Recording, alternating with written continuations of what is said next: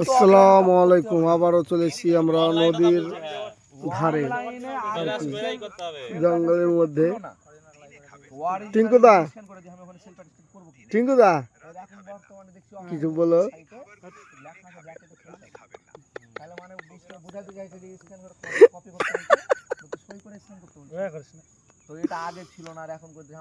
দেখতে পাচ্ছেন রোজা আজকে তৃতীয় রোজা, না তৃতীয় বলছি,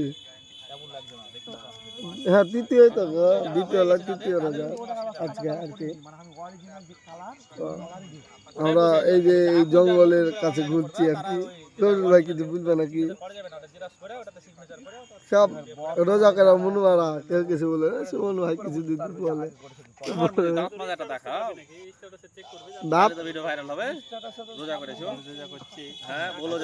সুমন ভাই রোজা করে কি কি কাজ হইলো দিন মানে? কাজ হয়, আমি বিদেশ থেকে আইছি বাড়িতে, আর ওই দোকান আছে, আর যুব সাথী জমা দিলে কি আর কি কি দিলে।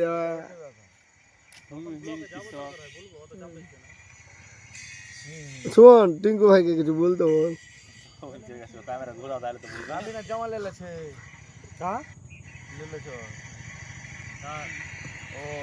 দেখছে না কিছু, খালি কিছু দেখে না।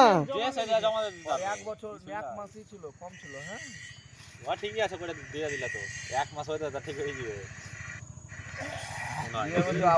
জমা দিয়েছে সেই ডেটেতেই করবে। না অনেক লাইন দিয়ে দিলেন কোনটা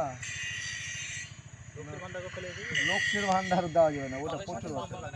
এটা এক মাসের এবার মেন বাড়ি কেন যুব সাথী বললে না দিয়ে দিবে কেন জমা নিলে। হ্যাঁ যেটা আগে হবে হবে একটা অনেকের জমা লিখে এক মাস যদি থাকতে ধরে লাভ, এই ফর্মটা কাজ হতে হতে এক মাস হয়ে যাবে। ওটাই তো আমি বলছি, লাস্ট ডেটে জমা দিতে হয় তো। লাস্ট ডেটে লয় এই ডেট ফেট কিছু দেখে না, খালি দেখে এমনি রাখা দিছে ওয়া ফর্ম ডেট মেট কিছু দেখে না। ও যখন টাকা ঢোকাইতে লাগবে দেখবে যে ইলিগালি টাকা আছে, তখন আর কি ওই ইলিগালি তো ধরতে পারবে না। যখন তার টাকা ঢুকতে লাগবে তখন দেখবে আর মাস খুঁজে গেল, যখন আর স্ক্যান করে ইয়া করবে তখন ডেট মেট দেখবে। বাচ্চাগুলো সব দাঁতন ভাঙছে, এখন জমা লিছে কি জুম করার চেষ্টা করলাম। মাসের ইলিগাল টাকা ধরা পড়বে, পুলিয়ে লাগবে ব্যাক লিবে।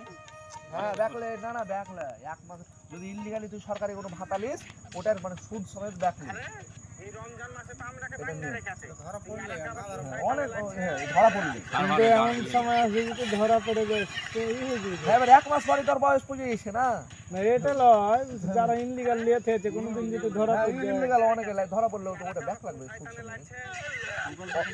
কত বছরের সুদ সমেত যারা দুটা করে বাড়ি পাইছে তারা কি হবে তাইলে? এবার শোন কেন কেন ধরা পড়ে না বলে দিই।